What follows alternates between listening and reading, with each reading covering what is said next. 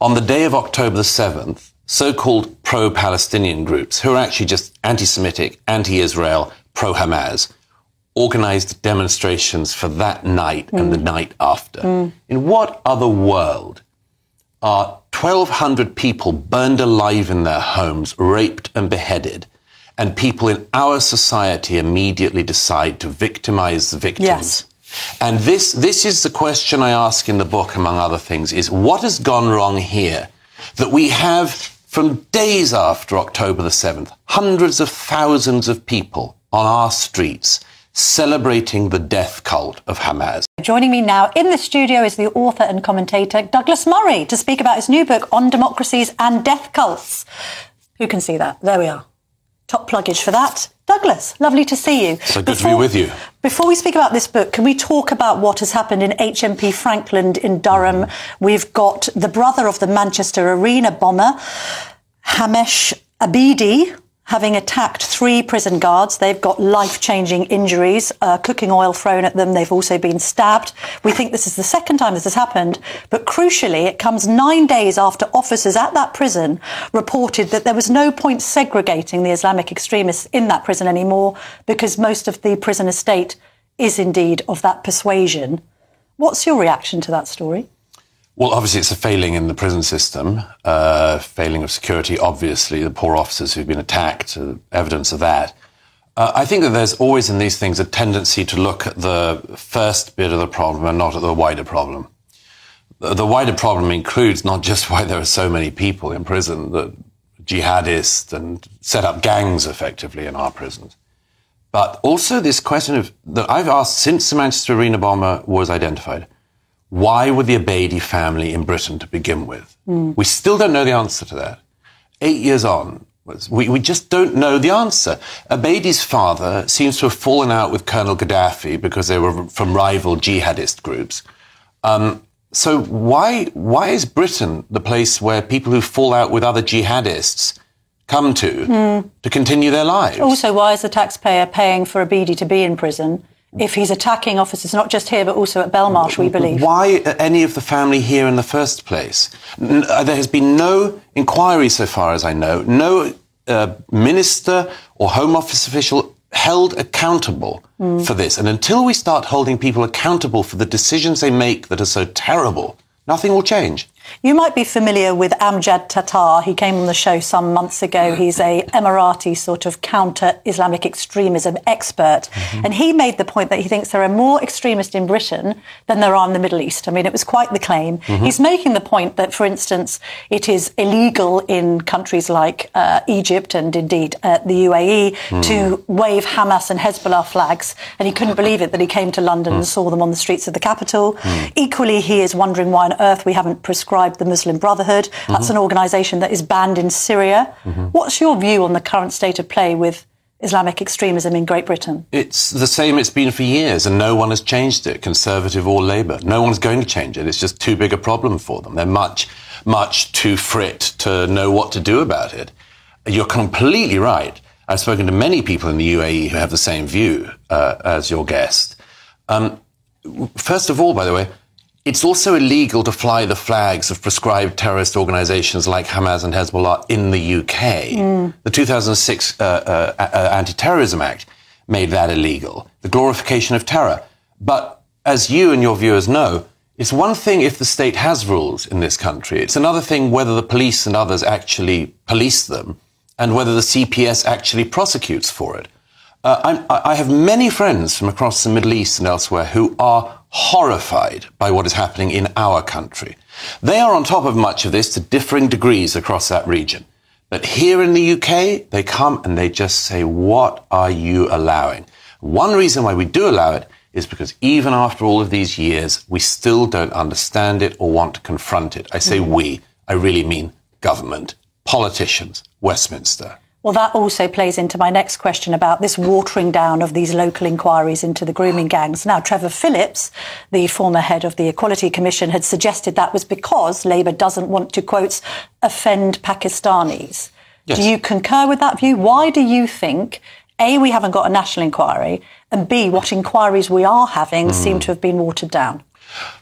I'm not a fan of inquiries into this, I'll be frank. I think it's a distraction. I think it's lamentable that Angela Rayner and the Labour government have seen fit to not even have inquiries into this. But as I've said sometime in the last months, we've had plenty of inquiries into the rape gangs. We've had plenty. Where do they go? What happens? Who acts on them? Why are there no more prosecutions? Why is there not a speed up in the number of prosecutions? The number of victims versus the number of people prosecuted in the last 2 decades does not stack up. And when I hear people saying, oh, this is going to upset the Pakistani community and so on, I say, first of all, why would they be upset? If members of my community were found to be gang raping girls based on their race, I would want to know about it, and I'd want those people to be prosecuted. I'd be very shameful about it, but I would want those people to go to prison. So why is it upsetting to Pakistani communities in the UK?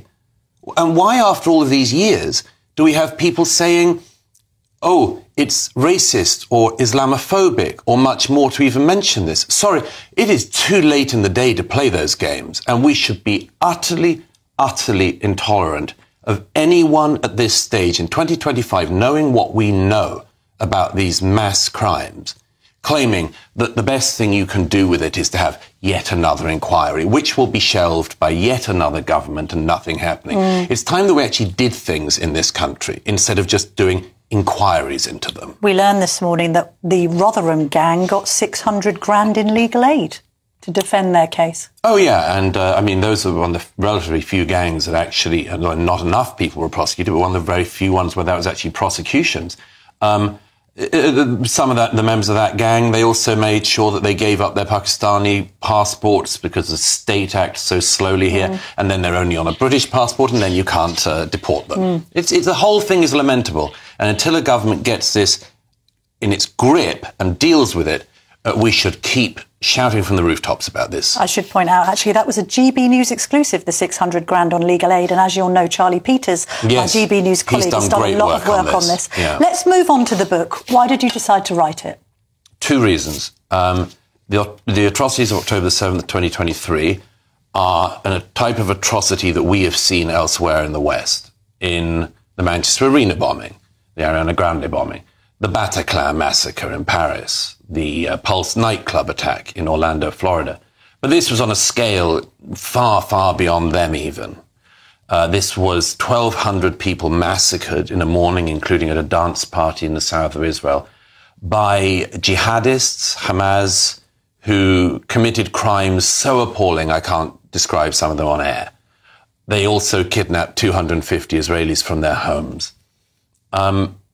I noticed very early in this that 2 things would happen. One was there was a great risk that the actual crimes, the atrocities, were not going to be documented enough. The world was going to pass over them and talk about Israel's military response to get back the hostages and to kill the leadership of Hamas. I wanted to go, and I did go straight away, to speak to the survivors, the families, the wounded, people in the hospitals, and much more, and tried to make sure that I had as good a sense of the day as it's possible to get. Second thing was that I was embedded with the IDF in Gaza and Lebanon and Israel and elsewhere to make sure that I saw firsthand, and I recount in the book, how the IDF responded to this atrocity. But the third thing, which was on my mind from October the 8th, was what has gone wrong in the rest of the West? What has gone wrong in the UK? That, as we know, the Telegraph splashed the story a few weeks ago. On the day of October the 7th, so-called pro-Palestinian groups, who are actually just anti-Semitic, anti-Israel, pro-Hamas, organized demonstrations for that night and the night after. In what other world are 1,200 people burned alive in their homes, raped and beheaded, and people in our society immediately decide to victimize the victims? Yes. And this is the question I ask in the book, among other things, is what has gone wrong here that we have, from days after October the 7th, hundreds of thousands of people on our streets celebrating the death cult of Hamas, not siding with a democracy like Israel, an ally of ours that makes mistakes like all allies do, but not siding with our allies, but siding with the death cult. This is an enormous civilizational challenge to us in Britain, in America, in the rest of the West. And until we grasp the obscenity of what has happened on our streets in the last 18 months, what has been happening in our mosques, in our streets, we will not address this problem, and the problem that Israel has stared in the face of will happen here as well. Well, what is to blame for this figure? A poll last year of British Muslims taken by the Henry Jackson Society found that only 25% believed that rapes or murders had actually taken place on October the 7th. It's an utter obscenity, and it points to how many sick people there are in our society. We have had, in the last 10 years, a slogan in the wake of Me Too and so on, believe all women. But it turns out that the rule doesn't apply if the women are Jews, if the women are Israelis.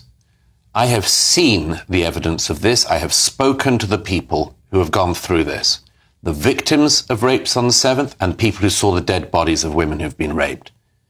The idea that we have such a sick coterie in our country that does not believe raped women because the people who carried out the attacks are Hamas or the people who suffered them are Israelis is, again, a problem in our society here. If this happened with any other group of people, if there were thousands or hundreds of thousands of people in the UK who did not believe it when I don't know, let's play it another way around. If a Muslim woman in the UK said she'd been raped by white men, Jess Phillips and everybody else would be all over that. We would know the name of the one case where that had happened, especially if it was for racial and religious reasons. But Jess Phillips and co, they don't care if, first of all, the victims don't suit their victim hierarchy, and secondly, if the perpetrators aren't comfortable for them. So there may be sinister motivations behind people not believing that women, Israeli women, were raped and tortured before they were murdered on October the 7th. It could be born out of ignorance. It could be because pro-Palestinianism has become a popular cause in our university campuses. It could be a kind of following of a herd mentality. Or all of the above. Yeah. And people, of course, don't forget, I mean, a lot of people need to be taught into hatred. You have to be taught into it. We have to ask ourselves, why is this being taught? Why is pro-extremist ideology being pushed in this country? Why are we so far behind tackling it still? It goes back to my point. Look at the number of reports and inquiries. Every time an atrocity happens in the UK, we have another darn report, another inquiry. Lessons will be learned. And the lessons never are learned. Unless we grapple with this in Britain today, we will see what Israel suffered again here in the UK. But isn't propaganda also part of the explanation? You probably have to accept, as I do too, that Israel has lost the war on social media when it comes to informing the public about what's happened. How much of the data out of Gaza do you think is trustworthy? Because it's very difficult. I know you've been very close, but you can't get British journalists in there to verify much. Well, I've been in there plenty, and other journalists have been, actually. I've been in Gaza with other British journalists. OK, so it is possible to get better data than that supplied by the Palestinian health authorities. That's tricky because, of course, Hamas still runs Gaza. And the BBC and others run the Hamas health ministry figures as if they're legitimate. Undoubtedly, there have been civilian casualties in Gaza. Undoubtedly, Hamas has talked them up. But equally undoubtedly, Hamas started the war. Hamas is losing the war. That means that Hamas fighters are being killed at a very high rate. The Hezbollah and Hamas leadership has been decimated in the last 18 months. But fourthly, yes, because of the nature of which the death cult of Hamas operates, they deliberately, and this cannot be said often enough, they deliberately flout every law of war and make sure that every law of war that the IDF uses is used against them. It is not meant to be permitted to dress as a civilian whilst being a fighter, to hide in civilian houses, to fire RPGs from mosques, to shoot from hospitals, to hold hostages in basements of hospitals, to use civilian houses as torture chambers. There was one guy, I mention him in the book, among the 4 so-called Al Jazeera journalists who were killed, who Al Jazeera said, oh, these are just innocent journalists. One of the journalists in question was shown when the IDF collected laptops in Gaza to be one of the heads of Hamas's rocket department. So, innocent journalists, but just built rockets in the evening, as I'm sure you and I do, Camilla. We'll leave this studio and go straight back to RPG assemblement. Yes, indeed. And the second one on that quickly was that one of the people who contributed to Al Jazeera and other media during this war wrote all these pieces about how terrible it was for the citizens of Gaza to suffer the IDF's retaliation for the 7th. Forgot to mention to his readers that he was holding Israeli hostages in the basement of his house where he was torturing them every day. Although the IDF have made mistakes themselves. For We've sure. had that aid convoy, 15 aid workers, we believe, killed recently. Well, that's still being disputed, but I don't doubt that there will be innocent people who have been killed. And the reason for that is that Hamas travels in ambulances, in aid convoys. It uses every single thing it can. And until people realize that one of the things about the death cult mindset is the society we are from wants to minimize civilian casualties. Hamas thrives on civilian casualties. We love life. They love death. And the literal taunt of Hamas, Hezbollah, and the others is that the Westerners, the liberal democratic Western mindset believes in life, and they believe that's something they can use against us. I say it's one of our virtues. Douglas Murray, thank you very much indeed. Your book on democracies and death cults is out now. If you want to read more about this, thank you very much indeed.